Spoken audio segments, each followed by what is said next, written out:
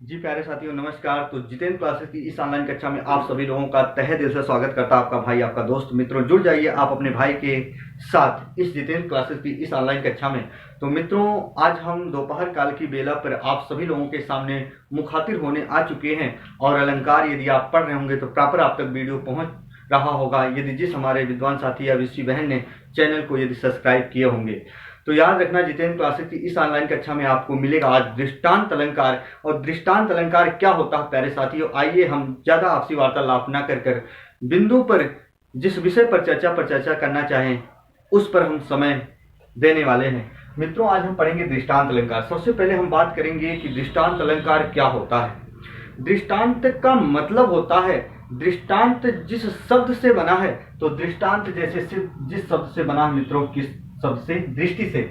यानी हमारी निगाहें जहां तक पहुंचती हैं अनंत तक पहुंचती हैं। याद रखना उसके जरिए हमारे मानस पटल में जो बिंब और प्रतिबिंब बनता है मित्रों उसी को दृष्टांत अलंकार कहा जाता है।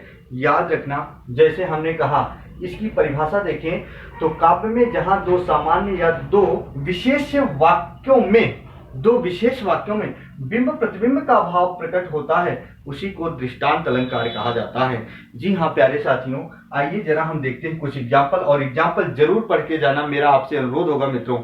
इससे ज्यादा कहीं भी एग्जाम में प्रश्न नहीं आते, यदि पढ़ के गए रहोगे तो प्रश्न यहीं से आते हैं प्यारे साथियों। जैसे मैं एग्जाम्पल लिखा हूं, जरा देखो, समय को बचाते हुए एग्जाम्पल मैंने पहले लिख दिया, अर्थ देखोगे तो मजा आ जाएगा। निरख ही रूप नंदलाल को दृगन रचे नयान। निरख का मतलब होता है निहारना। देशा शब्द में जैसे कहते हैं देखो वो कैसे निहार रहे हैं। निहार का मतलब होता है निहारना या देखना, हम कह सकते हैं। निरख रूप मतलब सकल सूरत।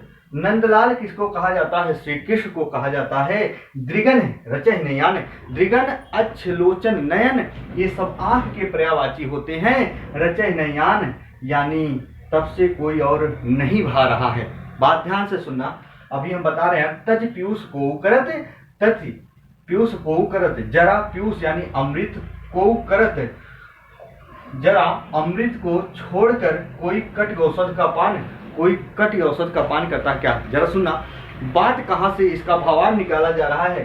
कुछ गोपियां होती हैं, गोपियां कह रही हैं जब से निरख रूप नंदलाल, जब से मेरी आंखें नंदलाल यानी कृष्ण को देखी हैं तब से मेरी आंखों को कोई और नहीं भा रहा है।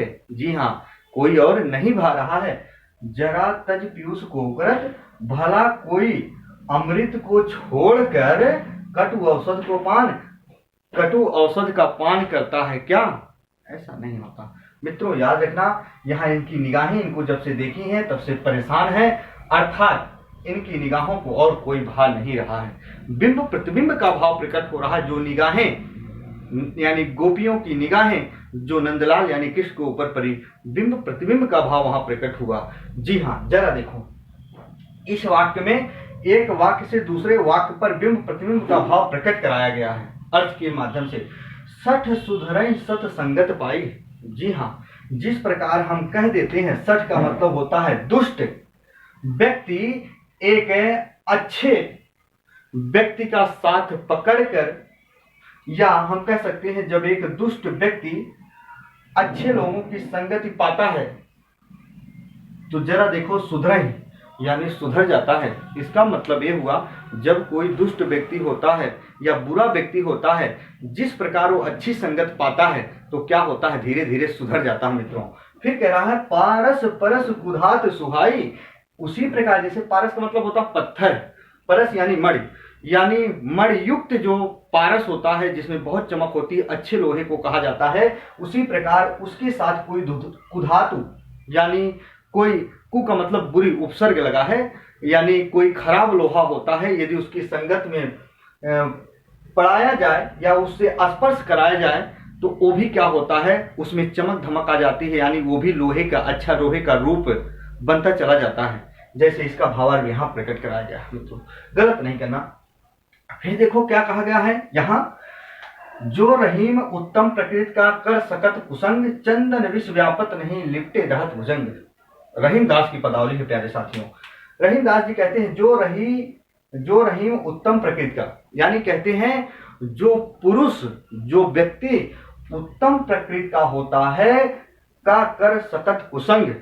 जी हाँ, जो पुरुष उत्तम प्रकृति का होता है, यानी जो उत्तम यानी व्यवहारशील या हम कह सकते हैं अच्छा व्यक्ति होता है, वो कर सकत कुसंग, वो बुरा कार्य नहीं कभी करता है, अर्थात बुरे कर्म को नहीं कर सकता है, अर्थात बुरे लोगों के साथ नहीं रह सकता है। किस प्रकार चंदन विष व्यापत नहीं लिपटे रहत भुजंग। मित्रों उसी प्रकार, किस प्रकार, जिस प्रकार चंदन की लकड़ी पर भुजंग यानी भुजंग, और यहाँ है विष, याद रखना विषधर जो सांप होते हैं चंदन की लकड़ी पर क्या होते हैं, लिपटे हुए होते हैं, लेकिन चंदन की लकड़ी जो है विषधर, यानी याद रखना यहाँ देखो विष व्यापत नहीं, चंदन की जो लकड़ी होती है वो विष को धारण नहीं करती है। मित्रों याद रखना, उसी प्रकार यहाँ इसका अर्थ बताया गया, तो गलत नहीं करना है। इधर देखो कहा जा रहा है कि एक म्यान में दो तलवारें कभी नहीं रह सकती, किसी और पर प्रेम नारियां पति का क्या सह सकती। जी हाँ, जैसे हम कहते हैं एक म्यान में कभी भी दो तलवारें नहीं रह सकती, उसी प्रकार कहा जा रहा है किसी और पर प्रेम नारियां। भला भारत की कोई ऐसी स्त्री होगी कि उसका पति किसी अन्य स्त्री से प्रेम करे, लेकिन भारत की कोई ऐसी स्त्री नहीं होती कि उसका इस पति किसी अन्य स्त्री से प्रेम करे। तो याद रखना ऐसा कभी नहीं हो सकता। जरा देखो वही पति का क्या सह सकती। जी हाँ, चलो देखो यहाँ क्या कहा गया है, क्या वे रहीम निर्धन है पर उपकारी अंग, बाटन वारे को लगे जो मेहंदी के रंग। मित्रों रहीमदास की पदावली है, रहीमदास की पदावली है, इसमें यही कहा गया, आप जानते होंगे, कहा जा रहा है कि बाटन वारे को लगे जो मेहंदी के रंग, अर्थात जो मेहंदी पीसने वाला होता है उसके भी हाथ क्या हो जाते हैं, लाल हो जाते हैं, यानी कलर हो जाते हैं, उसको रंग लगाने की आवश्यकता नहीं है। मित्रों याद रखना, लेकिन ये एग्जाम्पल आपको पढ़ के जाना है। सबसे पहली बात, इससे ज्यादा स्तर के प्रश्न आपके एग्जाम में नहीं आएंगे दृष्टांत के।